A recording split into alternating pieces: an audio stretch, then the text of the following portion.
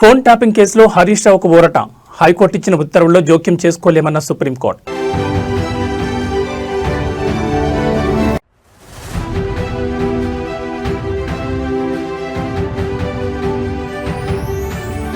జనసేన తెలంగాణ రాష్ట్ర కమిటీలు రద్దు. కమిటీల స్థానంలో అడహ్ కమిటీల నియామకం.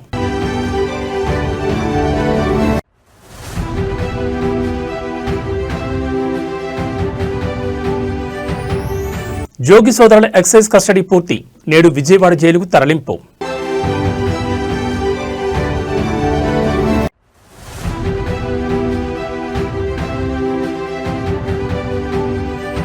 ఉత్కంఠ రేపుతున్న బొమ్మనహాల్ ఎంపీపీ ఎన్నిక. ఎంపీపీ స్థానాన్ని దక్కించుకునేందుకు వైసీపీ టీడీపీ పోటీ.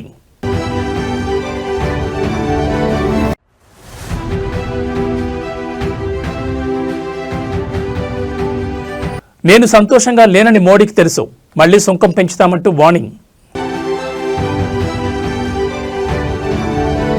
ఇక డీటెయిల్స్ చూస్తే ఫోన్ ట్యాపింగ్ కేసులో మాజీ మంత్రి హరీష్ రావును విచారించేందుకు అనుమతించాలని తెలంగాణ ప్రభుత్వం ఇటీవల సుప్రీంకోర్టులో పిటిషన్ దాఖలు చేసిన విషయం తెలిసిందే.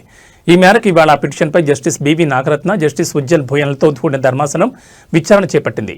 ఇరుపక్షాల వాదనలు విన్న కోర్టు తెలంగాణ హైకోర్టు ఇచ్చిన ఉత్తర్వుల్లో తాము ఎలాంటి జోక్యం చేసుకోలేమని తేల్చెప్పింది.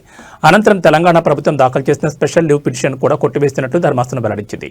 కోర్టు తాజా తీర్పుతో ఫోన్ ట్యాపింగ్ కేసులో హరీష్ రావుకు భారీ ఊరట లభించినట్లయింది.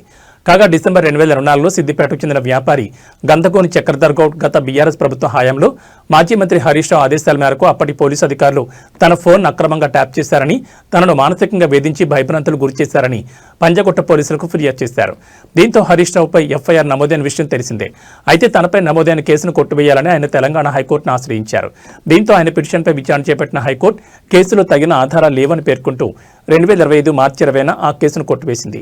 ఈ క్రమంలోనే హైకోర్టు తీర్పును సవాల్ చేస్తూ రాష్ట్ర ప్రభుత్వం సుప్రీంకోర్టులో పిటిషన్ దాఖలు చేసింది.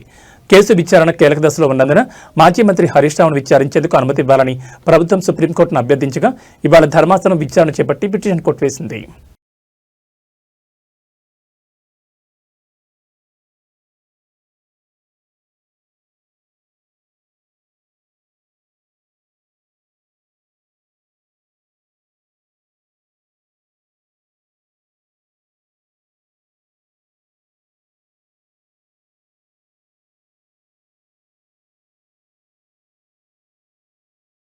తెలంగాణ రాష్ట్రంలో రైతులు ఎదుర్కొంటున్న ఇబ్బందులపై సిపిఐ ఎమ్మెల్సీ నెల్లికంటి సత్యం శాసనమండలి వేదికగా సంచలన వ్యాఖ్యలు చేశారు. పొలాల్లో ట్రాన్స్ఫార్మర్లు కాలిపోతే ప్రభుత్వమే ఉచితంగా మారుస్తుందన్నది అవాస్తవమని, రైతులు సొంత డబ్బులు వెచ్చించి వాటిని మరమ్మతులకు తరలిస్తున్నారని ఆయన మండలిలో ఆవేదన వ్యక్తం చేశారు. అలాగే గత ప్రభుత్వ హయాంలో 3 డీడీలు కడితే 7 విద్యుత్ స్తంభాలు మంజూరయ్యేవని, కానీ ప్రస్తుత ప్రభుత్వంలో కేవలం 1 ఇస్తున్నారని, మిగిలిన స్తంభాలను రైతులు బయట కొనుక్కోవాల్సి వస్తోందని సభ దృష్టికి తీసుకొచ్చారు. కాగా ఎమ్మెల్సీ సత్యం చేసిన ఈ వ్యాఖ్యలను శాసనమండలి చైర్మన్ గుత్తా సుఖేందర్ రెడ్డి సమర్థించారు. ట్రాన్స్ఫార్మర్ల మరమ్మతులకు రైతులు డబ్బులు ఖర్చు చేస్తున్నారన్నది ముమ్మాటికి నిజమేనని, దానికి తానే ప్రత్యక్ష సాక్ష్యమని చైర్మన్ ఒప్పుకున్నారు. సభలో విద్యుత్ శాఖ మంత్రి బట్టి విక్రమార్క అంతా సవ్యంగానే ఉందని చెప్తున్నప్పటికీ క్షేత్రస్థాయిలో పరిస్థితి అందుకు పూర్తిగా భిన్నంగా ఉందని, బయట పనులు సాఫీగా జరగడం లేదని చైర్మన్ స్వయంగా వ్యాఖ్యానించడం అధికార పక్షాన్ని ఇరకంటంలో పెట్టింది. ఎందుకంటే వాస్తవంగా ఇప్పుడు మీరు చెప్పినటువంటి విధానం ఎక్కడ కూడా లేదు. నా తెలిసిన నల్గొండ జిల్లాలో అయితే మా మునుగోడే నాది. మరి మేమే ట్రాక్టర్లు పెట్టి కాలిపోతే ట్రాన్స్ఫర్ తీసుకుపోతే 3-4 రోజులు పడతా ఉంది. మునుగోడు ప్రాంతం మీరు ఎవరికైనా ఫోన్ చేయండి. మునుగోడులోనే ఆ మరమ్మతు కేంద్రం ఉంది.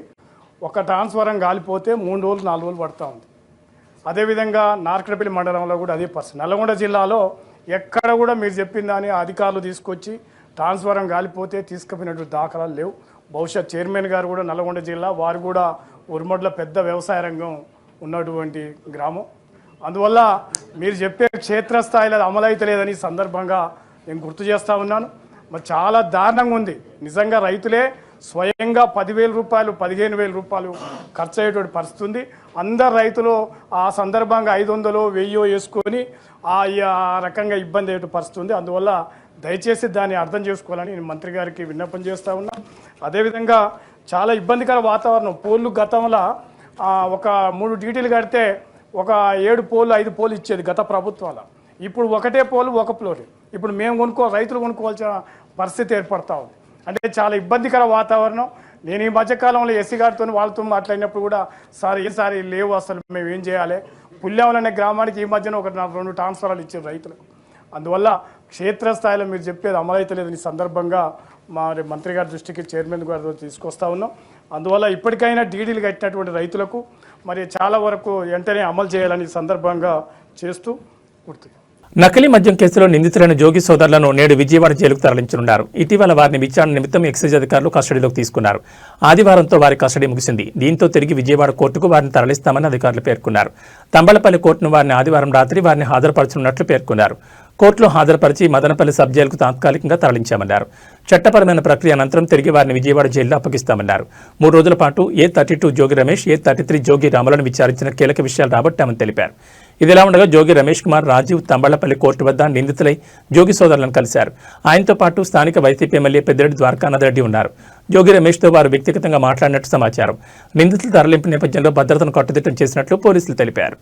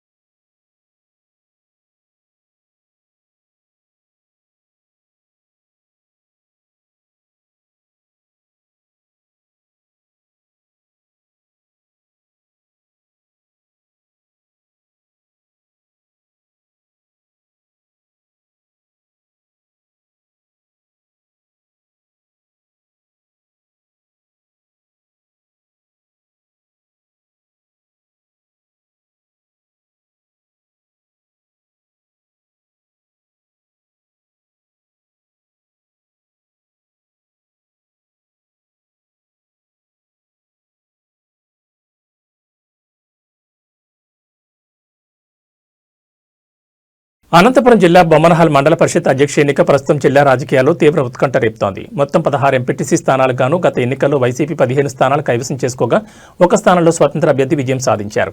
అయితే రాష్ట్రంలో కూటమి ప్రభుత్వం అధికారంలోకి వచ్చిన తర్వాత సమీకరణలు వేగంగా మారిపోయాయి. వైసీపీకి చెందిన 5 ఎంపీటీసీలతో పాటు స్వతంత్ర అభ్యర్థి కూడా టీడీపీ గూటికి చేరడంతో ఎంపీపీ పీఠం దక్కించుకునేందుకు 2 పార్టీల మధ్య హోరాహోరీ పోరు నెలకొంది. గతంలో ఎంపీపీగా పనిచేసిన పద్మ తన పదవికి రాజీనామా చేయడంతో ఈ ఉప ఎన్నిక అనివార్యమైంది. ఈ నేపథ్యంలో ఎలాంటి అవాంఛనీయ సంఘటనలు జరగకుండా పోలీసులు పటిష్ట బందోబస్తు ఏర్పాటు చేశారు. ఈ ఎన్నికల ప్రక్రియలో అధికార పార్టీ దౌర్జన్యాలకు పాల్పడుతోందని వైసీపీ తీవ్రంగా ఆరోపిస్తోంది. వైసీపీ జిల్లా అధ్యక్షుడు అనంత వెంకటరామరెడ్డి నేతృత్వంలోని ప్రతినిధి బృందం అదనపు ఎస్పీని కలిసి ఈ మేరకు ఫిర్యాదు చేసింది. టీడీపీ నాయకులు తమ పార్టీ ఎంపీటీసీలపై భౌతిక దాడులకు దిగుతున్నారని, ప్రజాస్వామ్య విలువలకు విరుద్ధంగా వ్యవహరిస్తున్నారని వారు ఆవేదన వ్యక్తం చేశారు. కూటమి ప్రభుత్వం అధికార దుర్వినియోగానికి పాల్పడుతూ తమ అభ్యర్థులను భయభ్రాంతులకు గురి చేస్తోందని అనంత వెంకటరామరెడ్డి విమర్శించారు.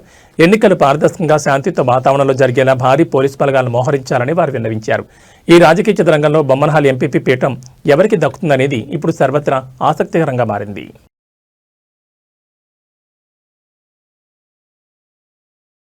ఆంధ్రప్రదేశ్లో ఎంపీపీ ఎన్నికల వేళ రాజకీయాలు రణరంగాన్ని తలపిస్తున్నాయి. నెల్లూరు జిల్లా ఉదయగిరి నియోజకవర్గం వింజమూరు మండలం ఎంపీపీ ఎన్నికల సందర్భంగా పట్టపగలు పోలీసుల ముందే వైసీపీ అభ్యర్థులను కిడ్నాప్ చేయడం సంచలనం సృష్టించింది. మండల ప్రజాపరిషత్ కార్యాలయంలో ఓటు హక్కు వినియోగించుకోవడానికి వస్తున్న వైసీపీ ఎంపీటీసీల కారును టీడీపీ ఎమ్మెల్యే కాకర్ల సురేష్ వర్గీయులు అడ్డుకున్నారు. 5 వైసీపీ ఎంపీటీసీలు ప్రయాణిస్తున్న వాహనంపై దాడి చేసి వారిని బలవంతంగా తీసుకెళ్లేందుకు ప్రయత్నించారు. పోలీసుల సమక్షంలోని వైసీపీ ఎంపీటీసీ మల్లికార్జున్ను టీడీపీ నాయకులు కిడ్నాప్ చేశారు. ఈ తోపులాట్లో వైసీపీ మహిళా ఎంపీటీసీ రత్నమ్మకు తీవ్ర గాయాలయ్యాయి. ఓటు వేయడానికి వచ్చిన మరో ఎంపీటీసీ మోహన్ రెడ్డిని పోలీసులు నిర్బంధించడంపై వైసీపీ శ్రేణులు మండిపడుతున్నాయి. పోలీసులు కేవలం ప్రేక్షక పాత్ర వహిస్తూ టీడీపీ ఎమ్మెల్యే అనుచరులకు సహకరిస్తున్నారని ఆరోపించారు. ఎంపీడీఓ కార్యాలయంలో టీడీపీ ఎమ్మెల్యే అనుచరులు తిష్టవేసి వైసీపీ సభ్యులను లోపలికి వెళ్లనివ్వకుండా అడ్డుకోవడంతో ఉద్రిక్త స్థాయికి చేరింది. ప్రజాస్వామ్యబద్ధంగా జరగాల్సిన ఎన్నికను టీడీపీ నేతలు ఫ్యాక్షనిజంలా మార్చారని వైసీపీ నేతలు ధ్వజమెత్తారు. పోలీసుల కళ్ల ముందే కిడ్నాపులు జరుగుతుంటే శాంతి భద్రతలు ఎక్కడున్నాయని వారు ప్రశ్నిస్తున్నారు.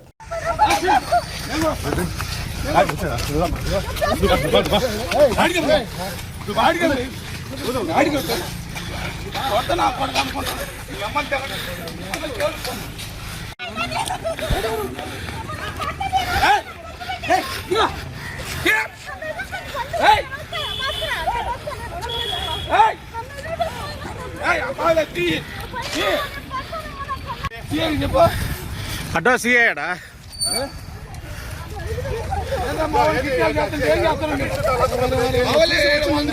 అయిపోయింది. ఎత్తుకొని పోయారన్న, ఎత్తుకొని పోయారు.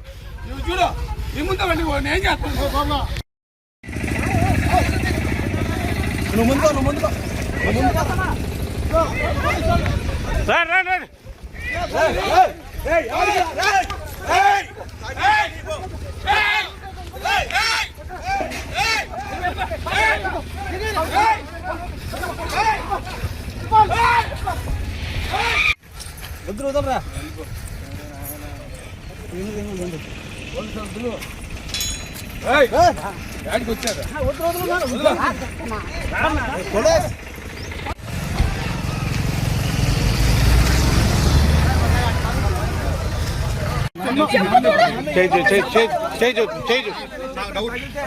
డౌట్ వచ్చి నేను బండి అడ్రస్ వచ్చాను నేను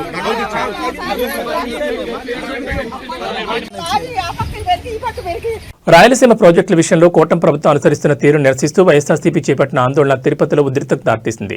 తిరుపతి కలెక్టరేట్ ముట్టడికి యత్నించిన వైఎస్ఆర్సీపీ ఇన్ఛార్జ్ మాజీ డిప్యూటీ మేయర్ భూమన అభినయ్ రెడ్డిని పోలీసులు అదుపులోకి తీసుకున్నారు.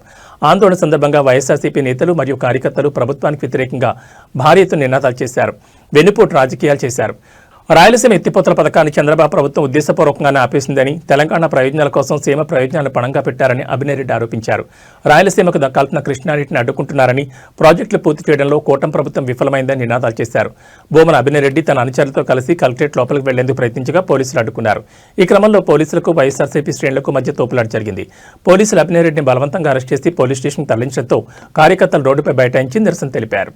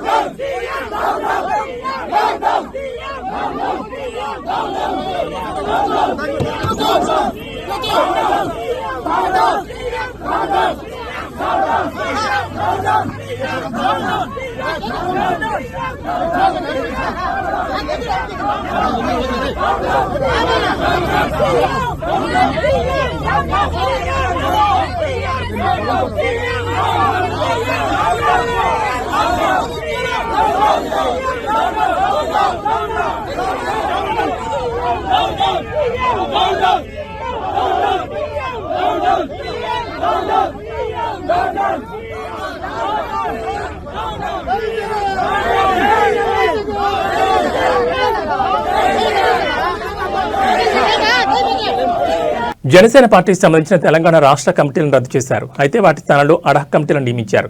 రాష్ట్రంలో పార్టీని క్షేత్రస్థాయిలో మరింత బలోపేతం చేసే దిశగా జనసేన పార్టీ అధినేత Andhra Pradesh deputy CM Pawan Kalyan focus పెట్టిన నేపథ్యంలో ఈ నిర్ణయం తీసుకున్నారు. జీహెచ్ఎంసీ, వీర మహిళ, యువజన, విద్యార్థి విభాగ కమిటీలను రద్దు చేసి కొంతమంది సభ్యులతో తాత్కాలికంగా అడహ కమిటీలను ఏర్పాటు చేశారు. ఈ అడహ కమిటీలు 30 రోజుల పాటు పనిచేయనున్నాయి. ప్రతి నియోజకవర్గం జీహెచ్ఎంసీ పరిధిలోని 300 వార్డుల్లో పర్యటించి కనీసం 5 సభ్యులతో జాబితాలను సిద్ధం చేసి పార్టీ కార్యాలయానికి అందజేయనున్నారు. త్వరలో పార్టీని సంస్థాగతంగా బలోపేతం చేసేలా నూతన కమిటీలను ప్రకటించనున్నట్టు తెలిపారు. ఈ నిర్ణయం జనసేన పార్టీ అధినేత పవన్ కళ్యాణ్ ఆదేశాల మేరకు పార్టీ ప్రధాన కార్యదర్శి రామ్ తాళ్లూర్ తీసుకున్నట్లు వెల్లడించారు. మొత్తంగా తెలంగాణలో జనసేన పార్టీని సంస్థాగతంగా మరింత బలోపేతం చేయాలన్న లక్ష్యంతో కీలక నిర్ణయం తీసుకున్నారు. పార్టీ అధినేత పవన్ కళ్యాణ్ ఆయన ఆదేశాల మేరకు తెలంగాణ రాష్ట్రంలోని అన్ని జనసేన కమిటీలను రద్దు చేస్తున్నట్లు పార్టీ ప్రధాన కార్యదర్శి రామ్ తాళ్లూర్ అధికారికంగా ప్రకటించారు. తెలంగాణలో క్షేత్రస్థాయిలో పార్టీ బలం పెంచే దిశగా పునర్వ్యవస్థీకరణ అవసరమని భావించిన పవన్ కమిటీల్లో మార్పులకు శ్రీకారం చుట్టారు. ఇందులో భాగంగా జీహెచ్ఎంసీ, వీర మహిళ, యువజన, విద్యార్థి విభాగ కమిటీలను రద్దు చేసి వాటి స్థానంలో తాత్కాలికంగా అడక్ కమిటీలు నియమించారు. ఈ కమిటీలు మొత్తం 30 రోజుల పాటు పనిచేయనున్నాయి. కొత్తగా నియమితులైన అడక్ కమిటీ సభ్యులు ప్రతి నియోజకవర్గం అలాగే గ్రేటర్ హైదరాబాద్ పరిధిలోని 300 వార్డుల్లో విస్తృతంగా పర్యటించనున్నారు.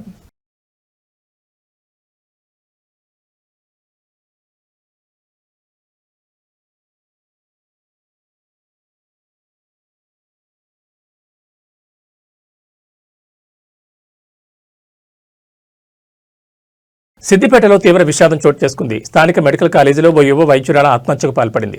హాస్టల్ గదిలో పారాక్వాట్ గడ్డి మందు ఇంజెక్షన్ తీసుకుని అపస్మారక స్థితిలోకి వెళ్లగా హైదరాబాద్లో నిమ్స్ ఆసుపత్రిలో చికిత్స పొందుతూ శనివారం అర్ధరాత్రి కన్నుమూశారు. జోగులాంబ గద్వాల జిల్లాకు చెందిన లావణ్య సిద్దిపేట మెడికల్ కాలేజీలో హౌస్ సర్జన్ పూర్తి చేసి ప్రభుత్వ జనరల్ ఆసుపత్రిలో ఇంటర్న్షిప్ చేస్తున్నారు. శనివారం ఉదయం ఆమె తన హాస్టల్ గదిలోనే గడ్డి మందును ఇంజెక్షన్ ద్వారా తీసుకుని ఆత్మహత్యయత్నం చేశారు. ఈ విషయాన్ని గమనించిన తోటి విద్యార్థులు వెంటనే ఆమెను సిద్దిపేట ప్రభుత్వ జనరల్ ఆసుపత్రికి తరలించారు.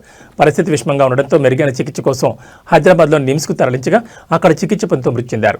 ఇంటర్న్షిప్ డ్యూటీల ఒత్తిడి, మరోవైపు నీట్ పీజీ పరీక్షకు సిద్ధం కావాల్సి రావడం వంటి కారణాలతో లావణ్య తీవ్ర మానసిక వేదనకు గురైనట్లు కాలేజ్ సిబ్బంది భావిస్తున్నారు. ఈ ఘటనపై మృతురాలి కుటుంబ సభ్యుల ఫిర్యాదు మేరకు సిద్దిపేట 3 టౌన్ పోలీసులు కేసు నమోదు చేసుకుని దర్యాప్తు చేస్తున్నారు.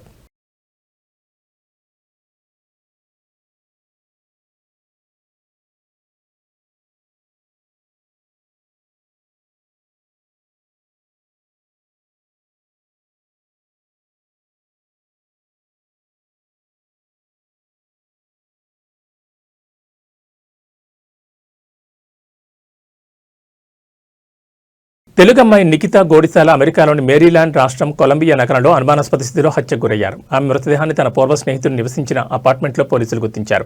అయితే ఈ ఘటన వెలుగులోకి రాకముందే నిందితుడు దేశం విడిచి భారత్కు పారిపోయినట్లు అధికారులు వెల్లడించారు. నూతన సంవత్సర వేడుకల అనంతరం నిఖిత కనిపించడం లేదంటూ అర్జున్ శర్మ అనే యువకుడు పోలీసులు ఫిర్యాదు చేశారు. డిసెంబర్ 31న చివరిసారిగా ఎల్లికోట్ సిటీలోని తన అపార్ట్మెంట్లో నిఖితను చూశానని అర్జున్ పోలీసులకు తెలిపాడు. అయితే జనవరి 2వ తేదీన అతను అమెరికా విడిచి భారత్కు వెళ్లినట్లు దర్యాప్తులు తేలింది. అనుమానంతో పోలీసులు సెర్చ్ వారెంట్ ద్వారా అర్జున్ అపార్ట్మెంట్ను తనిఖీ చేయగా నిఖిత మృతదేహం అక్కడే ఉన్నట్లు గుర్తించారు. ఆమె శరీరంపై గాయాలున్నాయని, డిసెంబర్ 31 తేదీ రాత్రి 7:30 గంటల తర్వాత నిఖితను అర్జున్ హత్య చేసినట్లు ప్రాథమిక విచారణలో తేలిందని పోలీసులు తెలిపారు. అయితే హత్యకు గల కారణాలు ఇంకా తెలియలేదని పేర్కొన్నారు. భారత్కు పరారైన అర్జున్ శర్మను గుర్తించి అదుపులోకి తీసుకునేందుకు ఫెడరల్ అధికారులు సహకారం కోరినట్లు పోలీసులు వెల్లడించారు. మరోవైపు నిఖిత ఆచూకీ కోసం ఆమె స్నేహితులు సోషల్ మీడియా ద్వారా విస్తృతంగా ప్రచారం చేశారు. అయితే ఆదివారం ఆమె హత్యకు గురైన విషయం తెలియడంతో వారు తీవ్ర విషాదంలో మునిగిపోయారు.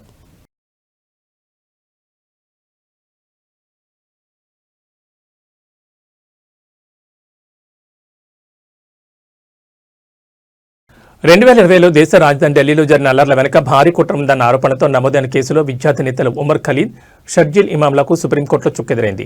వీళ్ళిద్దరూ దాఖలు చేసుకున్న బెయిల్ పిటిషన్లను సర్వోన్నత న్యాయస్థానం తిరస్కరించింది. అయితే ఇదే కేసులో 5 ఏళ్లకు పైగా జైల్లో ఉన్న గల్ఫీషా ఫాతిమా, మీరన్ హైదర్ సహా మరో 6 నిందితులకు బెయిల్ మంజూరు చేసింది. Justice Aravind Kumar, justice Prasanna B వరాలేలతో కూడిన ధర్మాసనం ఈ తీర్పును వెలువరించింది. ఉమర్ ఖలీద్, షర్జిల్ ఇమాంలకు వ్యతిరేకంగా ప్రాథమిక ఆధారాలున్నాయని, అందువల్ల చట్టవిరుద్ధ కార్యకలాపాల నివారణ చట్టం సెక్షన్ 43(d)(5) కింద బెయిల్ మంజూరు చేయడానికి నిబంధనలు అంగీకరించమని ధర్మాసనం స్పష్టం చేసింది. అల్లర్ల ప్రణాళిక, జన సమీకరణ, వ్యూహాత్మక ఆదేశాలు ఇవ్వడంలో వీళ్ళిద్దరి పాత్ర ఉందని ప్రాసిక్యూషన్ సమర్పించిన ఆధారాలు సూచిస్తున్నాయని పేర్కొంది. ఈ కేసులో నిందితులందరి పాత్ర ఒకే స్థాయిలో లేదని, కుట్రలో వారి భాగస్వామ్యాన్ని బట్టి ప్రతి దరఖాస్తును విడివిడిగా పరిశీలించాల్సి ఉంటుందని న్యాయస్థానం అభిప్రాయపడింది. మిగతా నిందితులతో పోలిస్తే ఉమర్, షర్జిల్ పాత్ర భిన్నంగా ఉందని వ్యాఖ్యానించింది. అంతకుముందు ఢిల్లీ పోలీసుల తరపున వాదనలు వినిపించిన సొలిసిటర్ జనరల్ తుషార్ మెహతా ఈ అల్లర్లు ఆకస్మికంగా జరిగినవి కావని, దేశ సార్వభౌమత్వంపై జరిగిన ఒక ప్రణాళికాబద్ధమైన దాడిని వాదించారు. విచారణ ఆలస్యానికి నిందితులే కారణమని, వారు సహకరించడం లేదని ఆరోపించారు. గతంలో 2025 సెప్టెంబర్లోనూ ఢిల్లీ హైకోర్టు వీరి బెయిల్ పిటిషన్లను తిరస్కరించిన విషయం తెలిసిందే.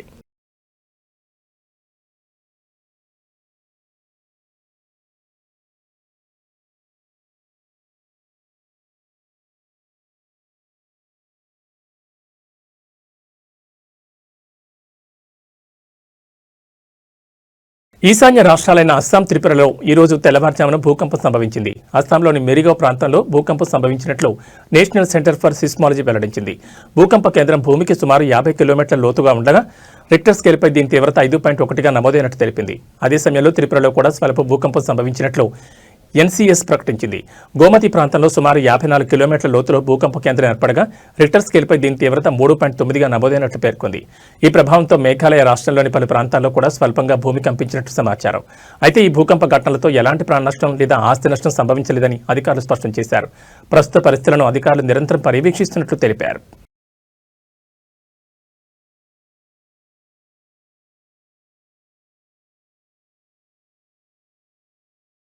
ప్రపంచవ్యాప్తంగా వెనిజులా వ్యవహారం కాకరేపుతున్న వేళ అమెరికా అధ్యక్షుడు ట్రంప్ ప్రధాని మోడీ ప్రస్తావన తీసుకొచ్చారు. ఎయిర్ ఫోర్స్ 1 విమానంలో విలేకరులతో ట్రంప్ మాట్లాడారు. నేను సంతోషంగా లేనని ప్రధాని మోడీకి తెలుసు. మోడీ చాలా మంచి వ్యక్తి. నన్ను సంతోషపెట్టడం ముఖ్యం. వారు వ్యాపారం చేస్తారు, మేము సుంకాలు విధిస్తామని అన్నారు. రష్యా దగ్గర భారత్ చమురు కొనుగోలు చేస్తున్నందుకు ట్రంప్ ఈ వ్యాఖ్యలు చేశారు. రష్యా దగ్గర భారత్ చమురు కొనుగోలు చేయడం ఆపాలి. దిగుమతులు కొనసాగిస్తే మాత్రం భారతదేశంపై కొత్త సుంకాలు విధించే అవకాశం ఉందని ట్రంప్ హెచ్చరించారు. ఈ విషయంలో తాను సంతోషంగా లేనని మోడీకి తెలుసని చెప్పుకొచ్చారు. ట్రంప్ రెండోసారి అధికారంలోకి వచ్చాక గత ఏడాది ప్రపంచ దేశాలపై వాణిజ్య యుద్ధం ప్రకటించారు. భారత్పై తొలుత 25% సుంకం విధించారు. అనంతరం రష్యా దగ్గర చమురు కొనుగోలు చేస్తున్నందుకు జరిమానాగా మరో 25% సుంకం విధిస్తున్నట్లు ప్రకటించారు. దీంతో భారతదేశంపై 50% సుంకం విధించినట్లయింది. ఈ పరిణామంతో రెండు దేశాల మధ్య సంబంధాలు పూర్తిగా దెబ్బతిన్నాయి. తాజాగా మరోసారి భారత్ను ట్రంప్ హెచ్చరించారు. చమురు కొనుగోలు ఆపకపోతే మరోసారి భారత్పై సుంకం విధించాల్సి ఉంటుందని వార్నింగ్ ఇచ్చారు. దీనిపై భారత్ ఎలా స్పందిస్తుందో చూడాలి మరి. So here's what I believe. I don't think we could have secured the border without the threat of tariffs. I don't think we'd have a European trade deal without the threat of tariffs. So if you want to end this conflict, then put pressure on Putin's customers. He sanctioned the 2 largest oil companies in Russia, which is the biggest pressure anybody's put on Putin since the war started. But we have 85 co-sponsors to give this president... It's hurting Russia very bad, the sanctions. Oh, yeah. So this bill would allow... And India also is pulling. Yes, sir. So you put a 25% tariff on India for buying Russian oil. I was at the Indian ambassador's house about a month ago, and all he wanted to talk about is how they're buying less Russian oil. Would you tell the president to relieve the tariff? This stuff works. So I'm hoping we'll bring the bill up, and it's from 0 to 500. He picks the number, nobody else does. But if you're buying cheap Russian oil, keeping Putin's war machine going, we're trying to give the president the ability to make that a hard choice by tariffs. I really do believe that what he did with India is the chief reason India is now buying substantially less. ఇవి bulletin విశేషాలు. మరో బులెటిన్లో మళ్ళీ కలుసుకుందాం. నమస్కారం.